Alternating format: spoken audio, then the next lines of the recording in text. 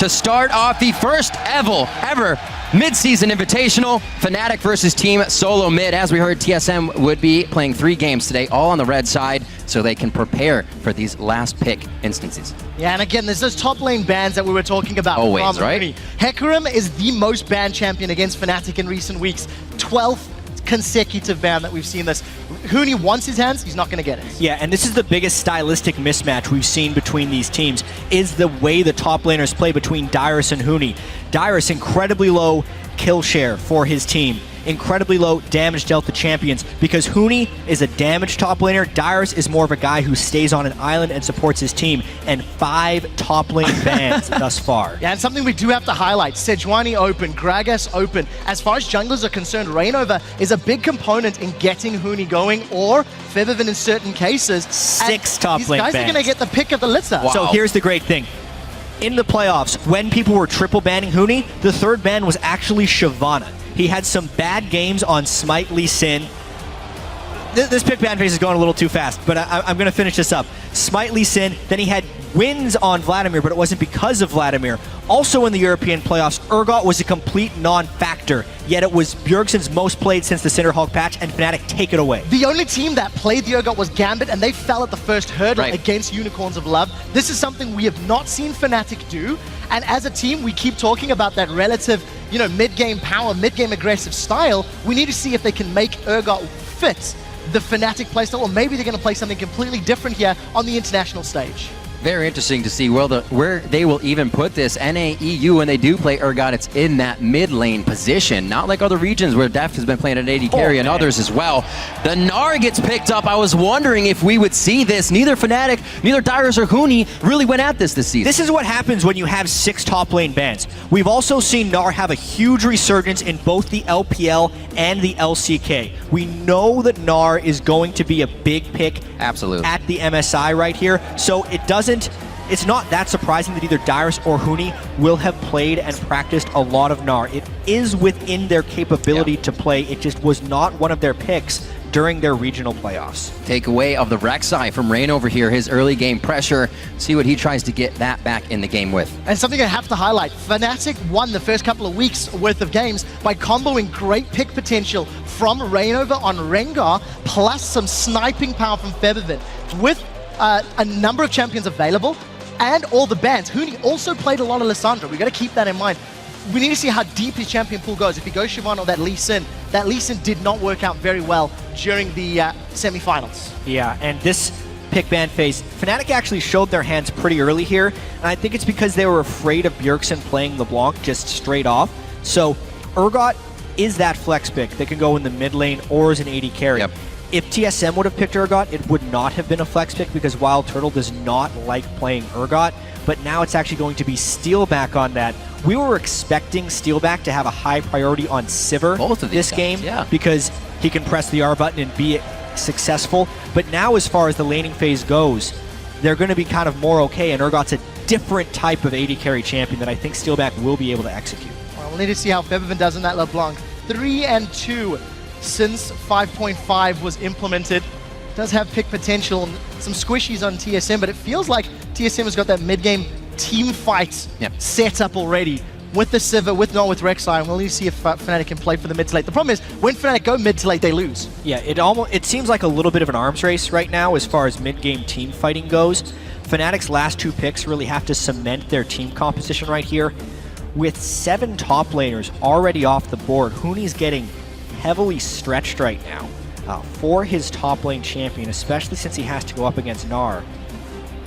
Whoa. Huh? It's potentially a top lane Cassiopeia from Huni right now, which... Wouldn't doubt it. That's not something you prep for. I'm going to be honest right now. Yet it could be the LeBlanc or the Cassiopeia. The Cassiopeia is much more likely, but holy crap. I feel like they banned everything and then took everything TSM would want to play in this game and said, that's the deal. We'll get everything off the board. Wow. Still looking in this, as they were saying, Crumbs mentioning TSM getting the red side. This is where Bjergsen can now counter the entire composition if he wants to, so far as Zier and Castaner being hovered. Well, we'll see what they decide to lock in. I just want to hit home, for Fnatic, this is completely changing the rules.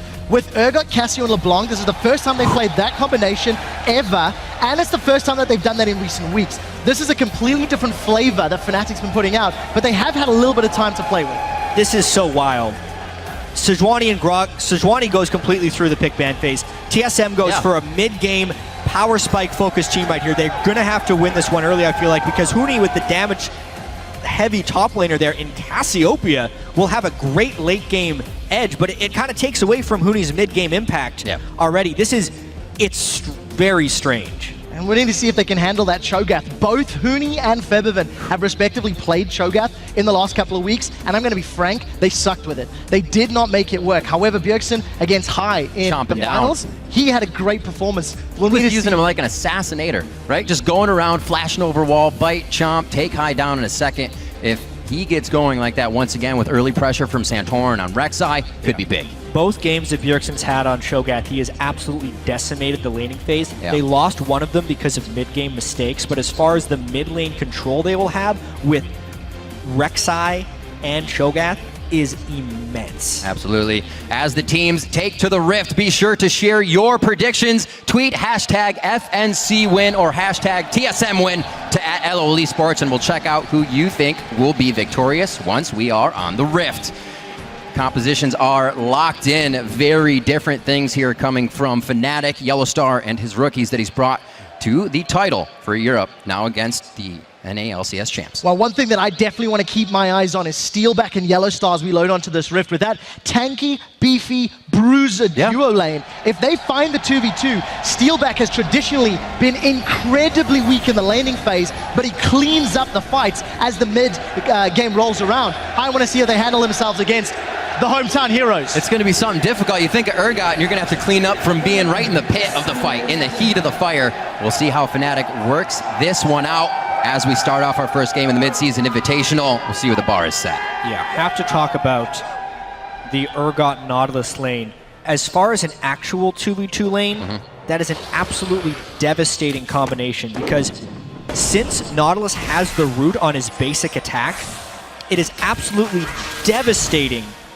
You have to respect every single movement that Nautilus has in the laning phase if you want a chance at staying alive.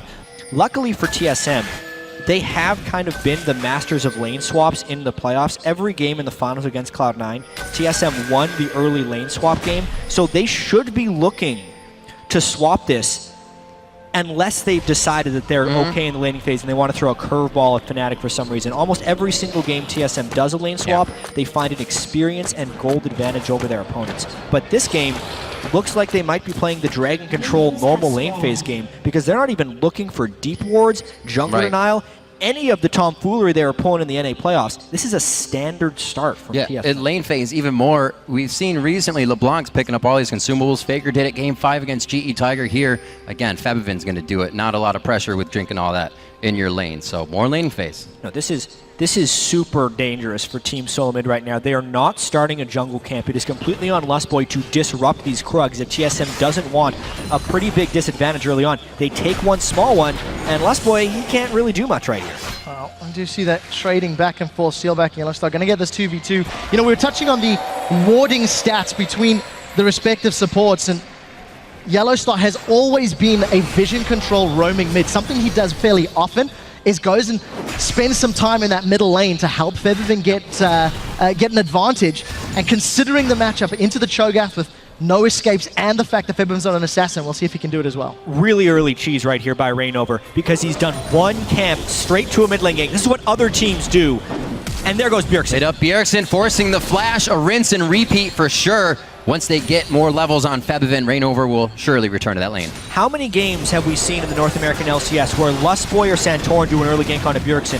Fnatic flips it around right here. And this is also why TSM doesn't typically lane in the 2v2. They didn't take early experience. Steelback and Yellowstar get the early level 2. Right. Wild Turtle and Lustboy will be on the back foot for almost the entirety of that laning phase, and TSM's flashes burned in the mid lane. This is a great start for Fnatic. And I have to take a step back and look at Fnatic. We were talking about their relatively linear playstyle. Fnatic going for those early to mid-game, fairly almost predictable team compositions, and they surprise everybody through picks and bans, and they've got a small advantage early, but let's see if they can make it count. Well, there's one thing we have seen about TSM through tournaments is they can't adapt in that game if the change is too big. They can adapt in the series, but the one game is the crush for them. I am flabbergasted that TSM didn't lane swap this matchup. You can see already off the bat, the bottom lane is pushed in, the top lane is pushed in. TSM is almost relying on Santorin to bail them out of these lanes and create ganks, but the ward coverage is already there for Fnatic. Reignover does have early game presence on Gragas, and they might be looking to take some power out of Dyrus. Baby, right onto Dyrus, that's first blood, and Fnatic are on the board. And that's exactly what we talked about in picks and bans. Reignover is an enabler for his solo laners. He very rarely ganks for Yellowstar and Steelback, waiting for the mid game, and he just wants to get either Huni or Febiven ahead. That's a good start. It's just another example of why TSM should have lane swapped this matchup. We know Huni loves to aggress on the enemy top laner. Yep. We know that Reignover is a fantastic early game ganker. And we also know that TSM is great at lane swapping, but this lane game is not something that got them through the playoffs. It's not something their team composition is built to do, and they are paying for it early on in this game. Really nicely played there by Reignover as well for that top gank. You can see Santorin was mid for what could have been a counter gank, but it went towards Dyrus. Reignover touching more than one lane here, trying to get that snowball going. Nice pressure by Santorin, but nothing really needed by Febiven to get out of that situation. TSM starting to push back in the bottom lane, but you can see what kind of engage, I should say, Steelback and Yellowstar are given.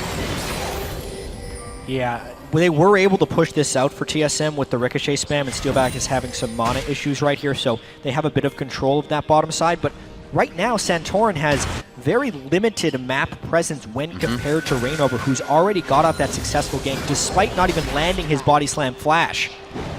He's coming down to push TSM off that turret. Yeah, good spell shield keeps Wild Turtle alive on the retreat after pushing that wave out. Standard lanes means we might have that delayed first dragon.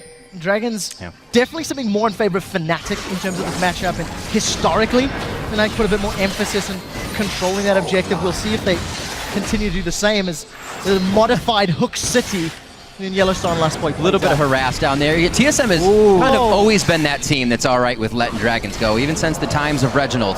If it's a risk, you can pass it up a few times. Could he be more confident? Wow. Yeah, could you say that? But honestly, look at what everything Turtle's going to get. Great play there by Lustboy. He knows he's shopping anyway. He saw Steelback's mana pool. He knows that Urgot wants to back for a tier right now, and he was completely free to do that. Saved a ton of CS for Wild Turtle. And that just kind of goes to show why many people respect Lustboy. Pulled the one of the best supports in the world. They couldn't see him. Just didn't work out. Well, the minions saw him. Yeah. That's the good thing. So we're 6 minutes into this one. Just the first blood drawn from Fnatic as things have cooled down a little bit and just been between the lanes right now. Not too much jungler intervention other than this mid lane. Yeah, and something that you have to highlight. We're looking at those monsters of the mid lane stats, and again, since 5.5's come in, Febiven is actually traditionally down a CS at 10 and still down CS at 20. The numbers, let's just look at the 20 minutes. Febiven traditionally 6 CS down. Bjergsen traditionally 20 CS up when you get to that 20-minute mark. That is a scary, scary laning presence, but we'll touch on that in a second. Kill Dyrus right here. Oh, kill Dyrus once again. He's been to this dance before, though. We've seen Dyrus go down a lot. Will it be what gives Fnatic the game? Solo kill right there. Reignover didn't lay a finger on Dyrus's Gnar right there. All those top lane bans are really benefiting Fnatic in the long run right here. That's a really good point. You do have to say, Bjergsen and Turtle are holding their own in that lane, but the pressure between Huni and Reignover is just crushing Dyrus in that normal matchup that he's having up top lane. I say normal because it's a one-on-one. Top lane Cassiopeia is not something we see often in the competitive scene. It really makes sense with the way they're working it, though. If Febiven's going to go with all these consumables and Huni's going to be the one with the Doran's ring, why not start to feed him? Because he's the top carry anyways. Yeah, and you know, something that Huni, I want to see what he does with the teleport ganks. A big reason why Fnatic tends to get ahead and play the mid game very well is thanks to Huni's involvement in the solo or in the duo lanes, or more importantly around the dragon fights. Cassio's not your traditional TP ult to win teamfight champion. No. So reliant on positioning. So we need to see how Huni is going to impact once we start getting closer to those teleport moments, which you feel are going to start building up now that everyone has access to their ultimates in a moment or two. things are calming down for the time being. Fnatic does have a few good wards placed, but those are also mirrored by the same ones on the bottom of the map here by Team Solomid. Both Yellow Star and Lost Boy haven't had too much of a chance to get out of lane, so we won't see too many of those wards just yet. Lost Boy misses, but Yellow Star connects here, and they have great focus on the trade for just Lost Boy. The ricochet from Turtle is going to push the minion wave and give him a bit of an advantage. Yeah, TSM's been able to play this lane quite well, keeping the lane shoving from Wild Turtle. A lot of that is actually attributed just to the minion control of Lost Boy early on in the laning phase, and the amount of aggro he is taking from Steelback and running him out of mana quite easily to prevent the all-ins. There's also a large gold lead developing in the mid lane. It's about 350 gold advantage for Bjergsen over Febiven. And it is the focus of TSM, typically the mid lane and bottom lane focus, and it's more of a survival for the top lane right now in this early game. That's where 100% of Fnatic's kills have come. Could be one more here. Reignover tries to come in, pops back Bjergsen. He doesn't have much mana. That flash is down, and he's going to try to fight this one out. Hits Febin with the silence. Is that what keeps him alive? No, it does not. The double distortion. Febin picking it up. Yeah, just a nicely timed gank there by Reignover. He knew that Bjergsen was pushed up in the lane, and uncharacteristically, TSM has no backup for the mid lane. A 5 to 10 second series of events in that mid lane with no backup for Bjergsen. Take him down easily, and action in the bottom. Oh, take a look at this. Steelback's trying to get in. We do see the Death Sentence connect. The hyperkinetic position reverser is on cooldown, so Steelback and Yellow Star using that one to initiate. They traded for both ultimates and the flash on TSM side, regaining control of that lane. That depth charge is still up. They have to be careful for the engage down there. Huni now with an advantage in this lane, not even in Mega Gnar form. Can Dyrus think about fighting? Actually misses the ultimate there. Like you said, not really much of an engage ult. Gotta wait on it. Yeah, last time he was able to land out of the turret. This time Dyrus dodges out, but it's not like he's having a good time in this lane. Anyways, down 26 CS. I do want to talk a little bit more about the overall team compositions right here and how critical it was for Febiven to get that kill in the mid lane, because if he does not snowball ahead of Bjergsen before Bjergsen can tank up, he won't have targets here. And again, the focus on the mid lane. That's that depth charge that was left up. Santorin trying to get something back, but he's not even going to be able to scratch either Febiven or Yellow Star. And there's the roam that we talked about 10 minutes ago. When there's an opportunity, Yellow Star will go to help Febiven out. And you can see the priority for Fnatic, getting the kills and the advantages on their damage-dealing solo laners. And, you know, Reignover's Gragas, it's what helped Fnatic do so well in the finals against Unicorns of Luck over in Europe. And he's had a phenomenal start here at the Mid Season Invitational. Great job there. Fnatic doing everything they need to do to equalize that CS in the mid lane we were talking about, where Bjergsen has a huge lead. Now they've equaled that up, and first turret going down in the top lane. Huni is just having the lane of his life and has the wards to keep doing it. Yeah, absolutely crushing Dyrus. And right now, this game is Fnatic's style of game. Yes. And TSM is trying to play that. When we're coming into this, the strengths of TSM was strategic early game, lane swapping, jungler denial, and then pick game with vision control. That's what they are good at, because then they can rotate their support and jungler through mid lane frequently and create that type of mid lane focus for them. Now in this standard laning phase, especially when the top lane is requiring so much assistance if they wanted to help him out, right, TSM is completely on the back foot. Fnatic is beating them to almost every move in the mid lane. The pressure is not accumulating enough in the side lanes, and this is the mid-game snowball that Fnatic made their bank on during the regular season, and it's happening to TSM. There may be no coming back from this 12-minute deficit. And the next step in Fnatic's playbook and style book is force team fights around Dragon. The moment they unlock one of their lanes in terms of getting that outer tower down, they instantly start setting up Dragon control. Look at all the members of Fnatic trying to get vision, and with the lead they have on both Febiven and Huni, they want to look for fights. It's not really about getting the Dragon or starting the 5-dragon counter. It's about getting the kills, getting the engages, because that's what Fnatic likes to do. They like to brawl. And you can see how much TSM actually want this first Dragon. It's one they usually give away, even the first two. And they're going to go ahead and stick with it this time against Fnatic. Usually Team Solomid will get their gold leads by giving up the Dragon and having the lane swap go in their favor and other things on the map, but not this time. Not this time. They just had to give that Dragon up because TSM has lost control of the match.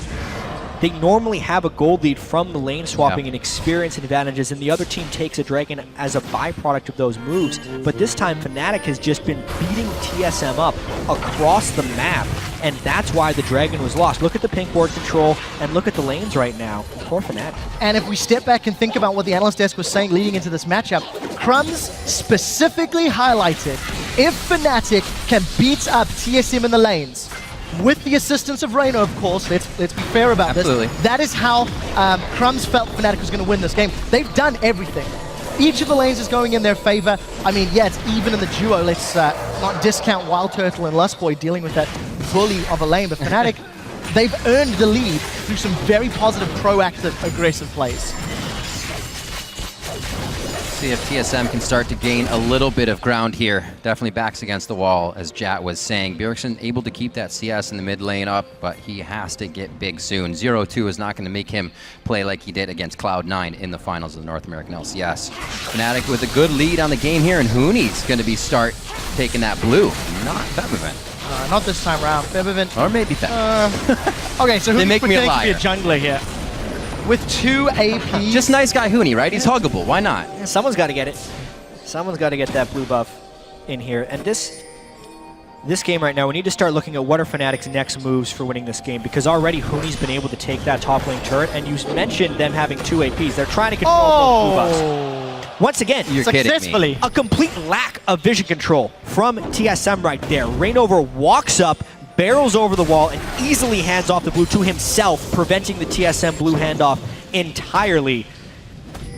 This is going to be really tough for TSM to come back from, only because Fnatic has so much lane control, and they're winning the vision battle as well. And that's what gets me. They're only on single Sightstone right now, and somehow still getting themselves in the jungle. Now on to Lustboy. They've thrown it back with the barrel into Febiven's waiting hands. 5-0. Europe take the second tower, and I'm sorry, my North American comrades, but Fnatic have landed in Tallahassee. They absolutely have, and they are making it seem like TSM is jet-lagged, which they clearly are. Bjergsen in the mid lane gets cut as well. They're going to eat him up. Hooney picks up another one. 2-0-1. Santorin is going to need the ultimate from Wild Turtle just to get out safely. Now look at the pressure. Fnatic have lost the minions, but they're still looking for the tower. Teleport comes in from Dyrus, and that's going to dissuade Fnatic for the time being. He just lost so much pressure up there. Dyrus could have been pressuring the top lane turret, but now TSM is playing catch-up, yet only making it have them fall farther behind right here.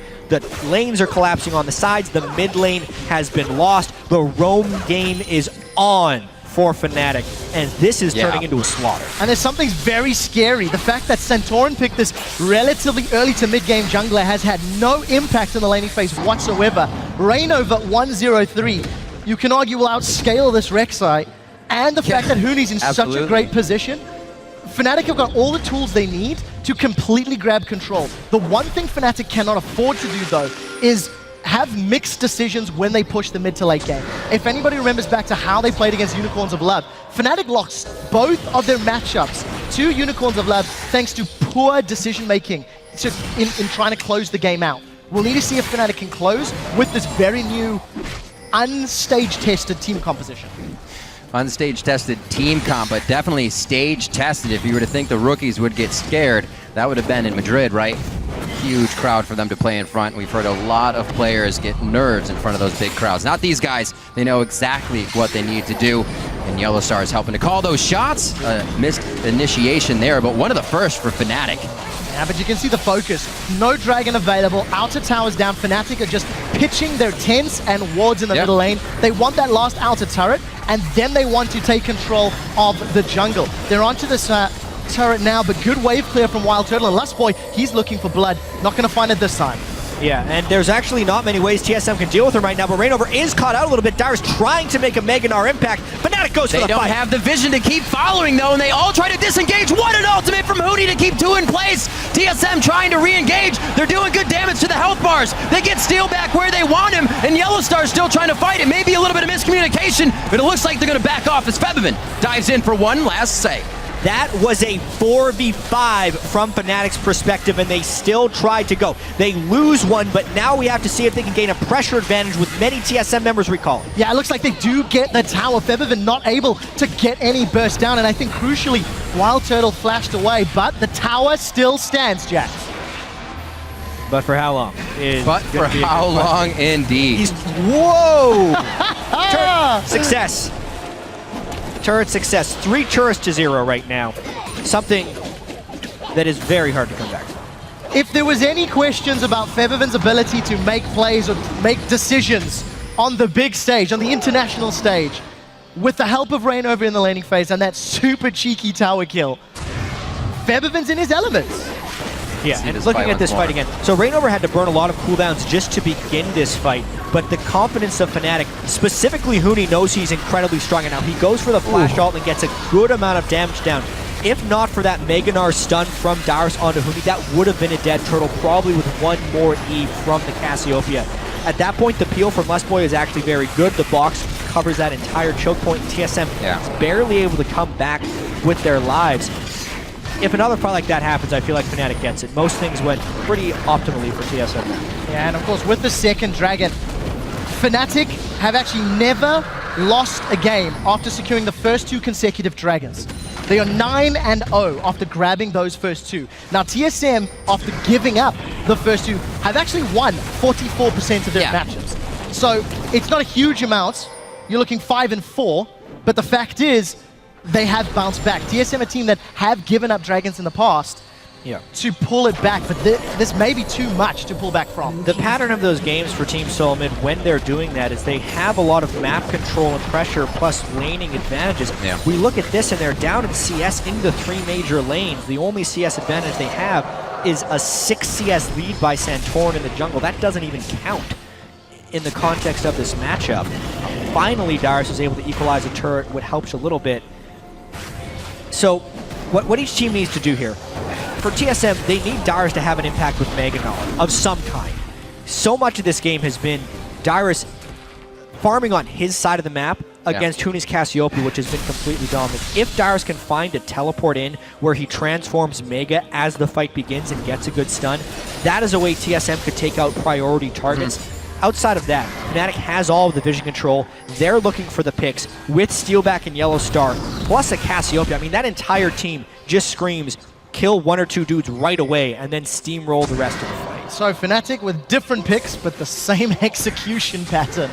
They really, really just want to look to get somebody down, and as soon as you have the numbers advantage, play for those objectives. But they snuck a lot of damage on the Nanoturret moving around the map. They're trying to move through the jungle to get access to the next wave of turrets on TSM side. Credit to the Fnatic coaching staff for finding a new subset of champions here for Huni in the top lane that still allows them to play their same style. And they must be so happy right now that TSM decided not to lane swap, because this is what Fnatic loves to do. It's Huni gets to farm for free, no denial, no weird stuff happening in their own jungle. This one's been easy for Fnatic. And the one thing that, everybody backstage, all of the casters were debating, where is the priority on bans? The focus was obviously going to be top lane, but we didn't expect 6 of them to go that way. And I think for Fnatic, you've also got to look at the fact, yes, Huni may be the superstar at the moment, but Rainover's Gragas, Febiven and LeBlanc, it's not fake as LeBlanc, but he's still delivering. You have to start looking at some of those threats and try to find out answers to those picks as well. And that's kind of been what everybody's said about the top lane in general in their picks, is that's kind of the most mismatched here in these lanes. So why not throw everything at it? Huni's been one to go on to more diverse champions anyway, so they knew they were going to get an upper hand there on Darius and then focus it over and over again. Right now, look at the ward coverage that Fnatic's been able to accumulate on this side of the map. It's great vision denial right here, so they will start the 22-minute Baron.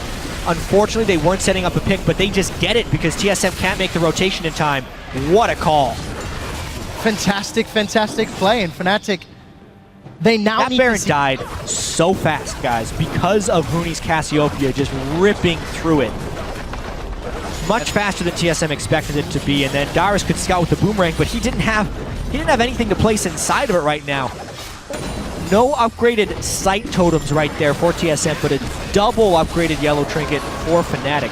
Vision control on inside of Fnatic. Depth charge a little farther, flash, anchor toss. Wild Turtle's gonna have to spell shield now and use his ultimate to get out of this one. But that's gonna hurt. They may get pressure here. Fnatic pushing down the mid. We'll see if they can use those Baron empowered minions to get up into those towers. Far, though. For Fnatic, What did they expend? Flash on Febiven, Flash and Engage tools from Yellowstar, but look at that burst onto Lustboy. Again, Dyrus is trapped trying to push out the top lane. Fnatic pushes that so quickly and easily that now they have position on multiple fronts. Huni gets the Baron minions in the bottom lane. Fnatic is still holding strong with 4 in the mid lane. They don't have great turret siege because of the Urgot. That is why Fnatic is split pushing right now. And they're going to have to be careful. They know Dyrus is about to Mega Gnar out, so they will not initially want this fight. Huni, so much pressure on the bottom, and every member of Team Solomid in the mid lane right now. This is perfect right now for Fnatic. They know how to get the outer turrets without a traditional AD carry right there. It's by splitting and using your strong members on the side lanes. And on top of that, there are a number of European top laners who were playing Gnar up until recent weeks. So Fnatic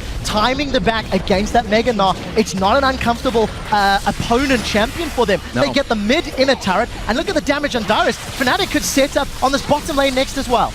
This just feels abusive right now. Huni is completely dominating Dyrus this entire game, and now he's dictating the map for Fnatic as well.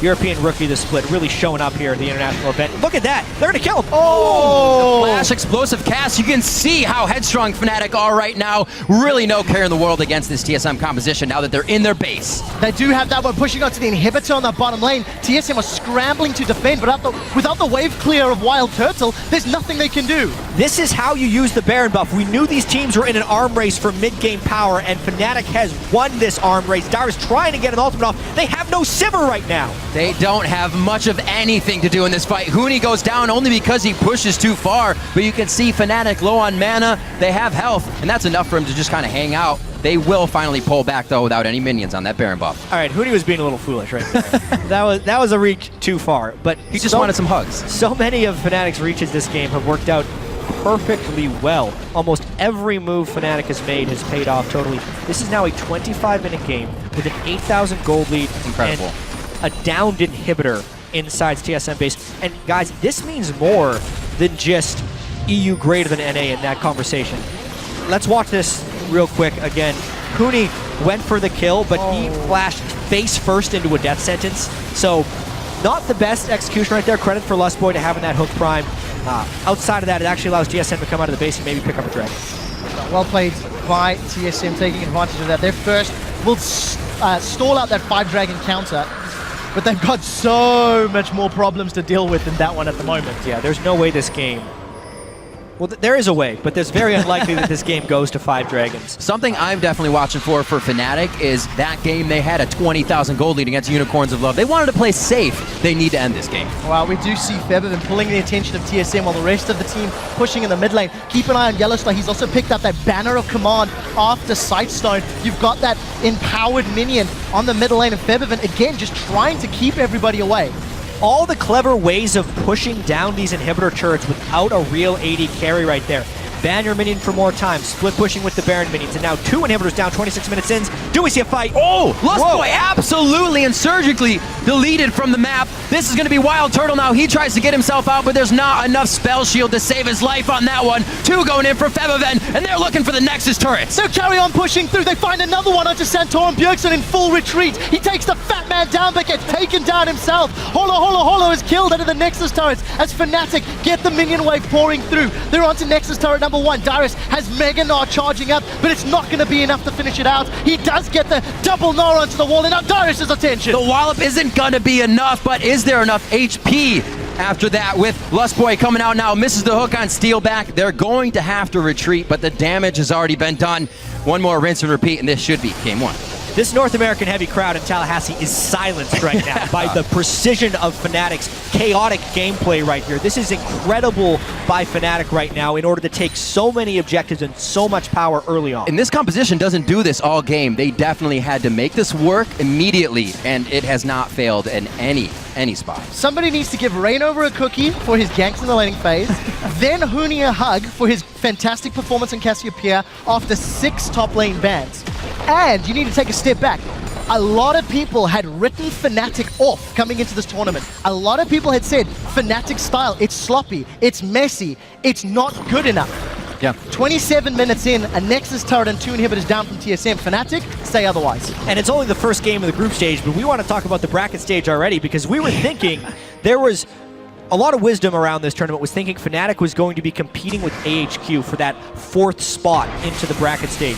It was like EDG, SKT, and TSM were the ones going in. Yeah, here comes TSM off Katowice. Yeah, winning right there. The European teams that went to IM Katowice had a horrendous showing. Right. The finals in the European LCS looked incredibly chaotic, and obviously this is just one game, but it absolutely begins a whole new conversation about this mid-season invitation. Especially because this is Fnatic's style. Regardless of the champions, they've played in the same way and the same manner they have in the European LCS. But TSM have not. Picks and bans different, not lane swapping, decision making early.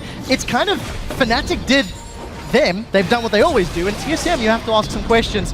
Febiven even cheeky enough to find Bjergsen in the bush. The Death Sentence connects! They're trying to use the Fnatic brush against Fnatic. That doesn't work. They go on to Bjergsen. He's going to get locked down, and they are just surveying the fight now. Who's next? No worries. Dyrus is going to be it, and this is when they have the Mega Gnar. Nobody else can actually follow up, and we're going to see this 2nd-tier turret going down. Steelback continues to push through. Fnatic set their sights on the last remaining inhibitor turrets. There are 2 downed inhibitors already, so normally Fnatic would just have to wait for those to push in, but they've already killed 2 people on TSM. This 3rd inhibitor is free. Definitely sealing the deal as they turn TSM's base into shambles. They're looking for that last inhibitor. They just want to go around the horn and take everything because they have absolutely earned it this game. And look at them backing off. This is again what we talked about. When Fnatic was overconfident Super safety. and pushed Nexuses against the Unicorns of Love, it backfired multiple times. Yellowstar was playing Nautilus, trying to backdoor, and it didn't work out. It's very good to see because this is some growth that Fnatic did not demonstrate